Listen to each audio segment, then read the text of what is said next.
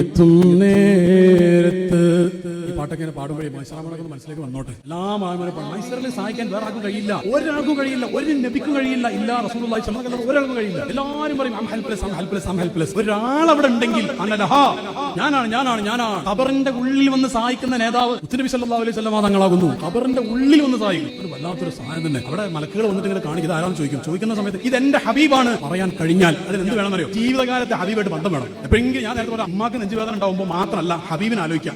നിസ്കാരത്ത് അസ്സലാമു അലൈക്കും അയ്യുൻ നബി എന്ന് പറയുമ്പോൾ ഹബീബായ സ്വല്ലല്ലാഹു അലൈഹി വസല്ലം ഓർക്കൽ സുന്നത്താണ്. ഇമാം ശാഫിഈ റളിയല്ലാഹു അൻഹു പറഞ്ഞിട്ടില്ലേ, ഇസ്ലാമിന്റെ സർവ്വകാര്യങ്ങൾ അല്ലാഹ് പറഞ്ഞിട്ടുണ്ട് ഖുർആനിലെ ഹദീസിൽ, എന്നെ ഓർക്കുന്ന സമയത്ത് അങ്ങേ കൂടെ ഓർക്കപ്പെടാതെ ഉണ്ടാവില്ല എന്ന്. അത് അല്ലാഹ് പറഞ്ഞതാ. അതൊക്കെ പാടുമ്പോഴും കൽബിൽ ഉണ്ടായിക്കോട്ടെ. പടിപൊളി.